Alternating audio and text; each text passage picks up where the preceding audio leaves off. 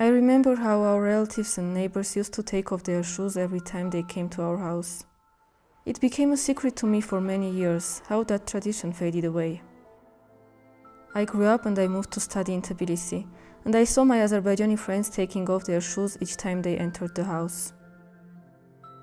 Only then I realized where did the tradition come from, and how it faded away slowly, like the memory of cohabitation.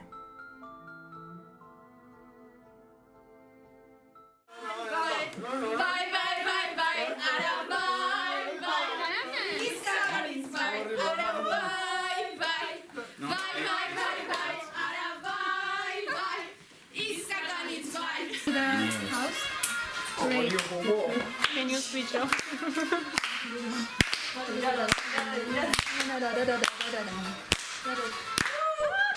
It's like it's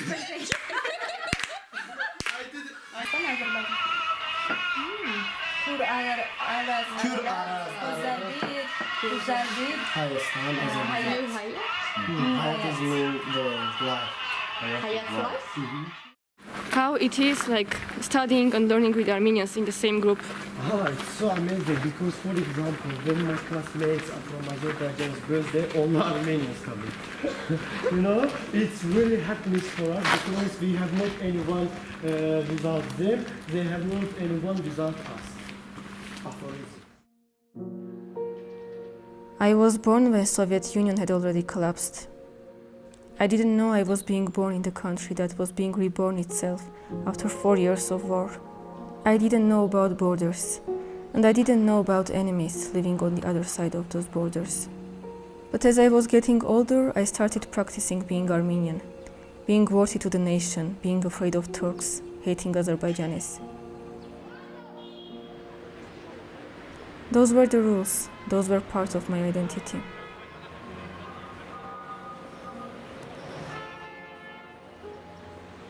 And I took the role I was given without asking any questions. So did my friends from the other side of the border.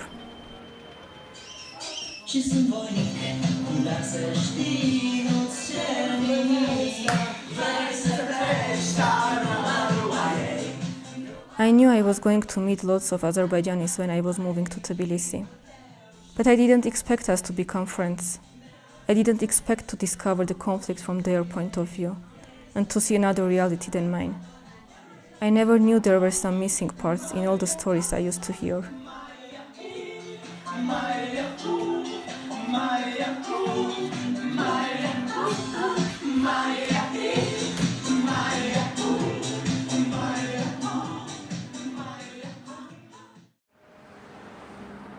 Let me be honest. It is not always easy to trust each other and to keep the friendship when you have the burden of fear and hatred. I never thought about it too much. I just had this knowledge already in me, like probably was this what school taught us, that Armenians just hate us. So I used to think that they are not normal people. They are killers, they are haters, they hate us. The main impression is what I had from Armenia's side. It's that we are in a conflict for more than 25 years and those people are full of hatred against us. We never talk badly about what Armenians do. We talk about what Azerbaijanis do, and it's always them who are doing bad things and never Armenians. As long as there is hatred, as long as people think that they are victimized, this thing will not end. And it's not about a degree of victims who has lost more than the others. We don't care about this. We are losing people left their homes and everything. When I hear, for example, of people dying on the border, my first thought is like, oh fuck, they're so young and they died for like this stupid government fight. Never been like, oh my god, fucking Armenians, like how dare they. No, it's sad, and probably, obviously, if you have any logic, probably people on the other side also died. And all of them are young, and why should they sacrifice their life for nothing, basically, I think. I mean, I get it, it's land, blah, blah, blah, but it's a piece of land and it's a life of a person. The stories I have been hearing from childhood wouldn't stop following me. The stereotypes I used to have wouldn't just break in some months. I kept remembering all the stories I was told, and I wanted them to acknowledge my truth. Until I understood they might want the same from me. When that day comes, when you're sleeping, you just remember. You're feeling afraid that they're coming. And he said, never sit on the same table with Armenians. They will look friendly in the first glance, but then they are not. So never sit on the same table with Armenians. Look at us! And you know, Sitting at the same table. So what happened? Like the day we arrived, the one day after. You're sitting on the same table. With Armenians. So, there's some hope. I don't know.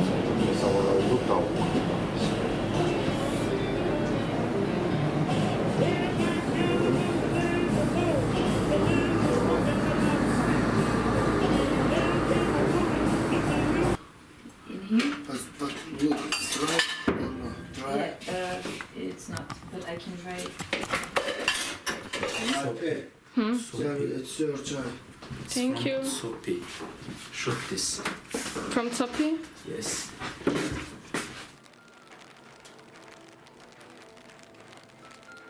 It became worse after the acknowledgement. I became isolated from my own society in Armenia. I couldn't listen to my favorite songs when I discovered how much hatred and nationalism were hidden in them. I couldn't talk much to my friends and relatives back home. I can combat this hate speech or propaganda because whenever someone who hasn't had the same experience with me comes and says something not so true about Armenians, and I can just interrupt and say, no, you are not right because I have these stories. I never thought, but we are so similar, Azerbaijanis and Armenians. Be physically, be our traditions, be the way we think, the way we've been educated. It's so similar that in the whole Caucasus, if we take two people who are so similar, those are Azerbaijanis and Armenians. I would not have imagined this extent of closeness, connectedness, fraternity. I don't know how do you call it. I just didn't see it coming. It's different. It is not friendship. I didn't expect friendship, but it didn't turn out to be friendship either. There's more into this. It's like a family.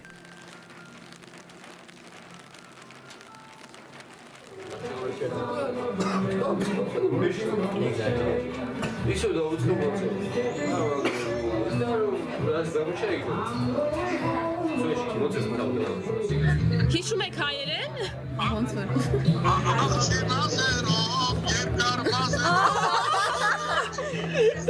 Yes! Oh yeah. Oh. Someone making me singing Armenian. He said Hampurumen. Hampurumen. He's in Istanbul. Ah, so he can sing. That's why I was good. In Azerbaijan, he can sing too. Yes, please, he can sing too. Severam It's a free country, Azerbaijan. Իջևանում եք ապրել։ Yes, Araratից եմ, Ararat։ Արարատից եք, հա։ Tbilisi became a good escape for all of us from the reality we were living in our countries. Sar gelin aman, sar gelin.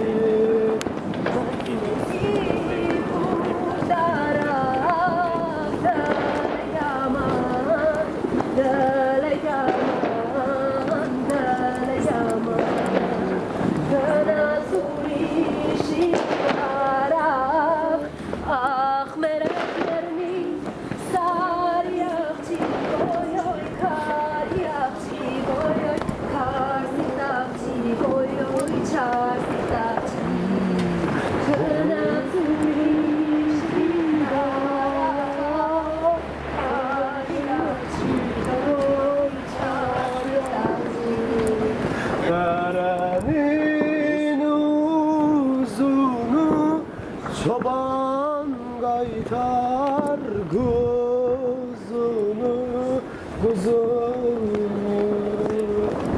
Bu derenin uzunu çoban kaytar huzunu, huzunu.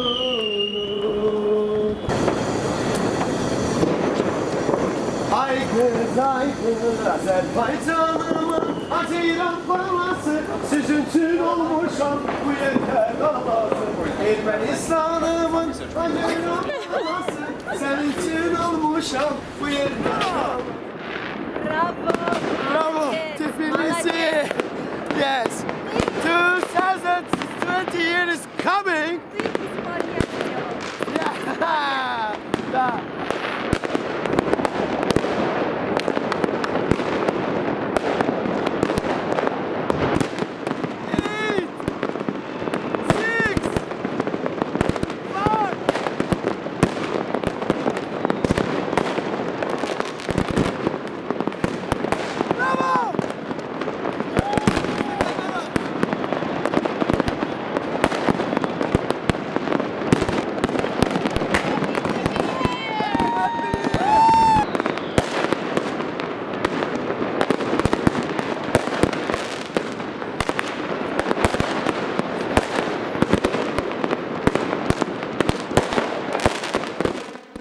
Because war changes people, she told me.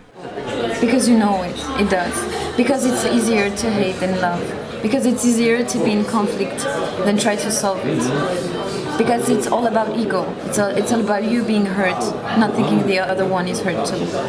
It's never about being put aside what you feel to understand others' feeling. It's easier to like dive in your own feelings. So it's all about ego. We all know that we lived good together. We don't want to remember it because it's easier to justify war.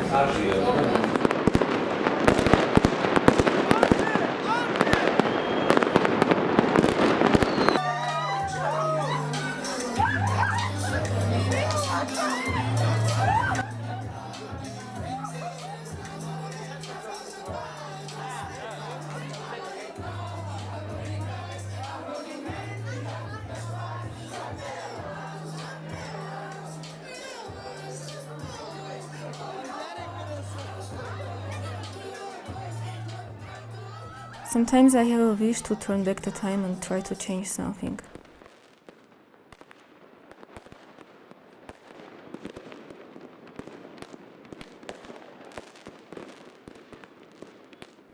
But then I remember, I was not even born back then when everything started. Almost none of us was.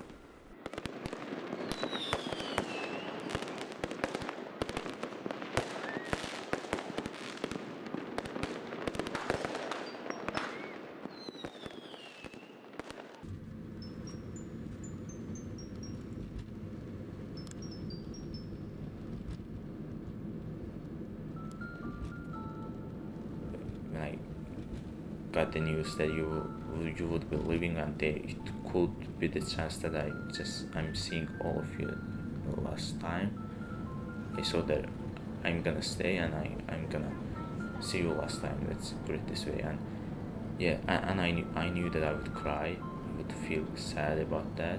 This is also something new for me because I never cried for anyone in my life.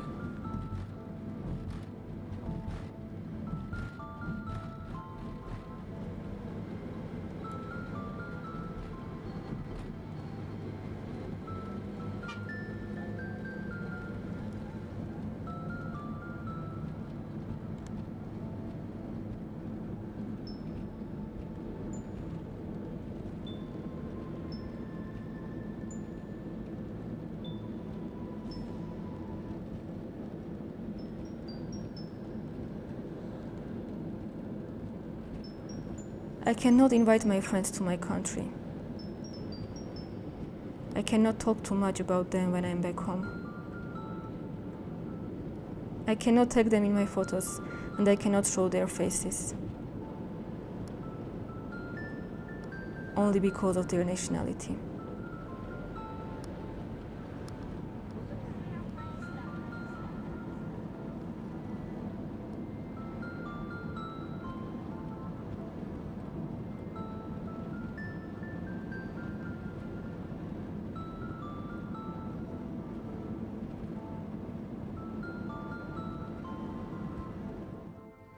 How can anyone win in the war that takes away and resorts so many lives? How can hatred, fear, and isolation become a victory?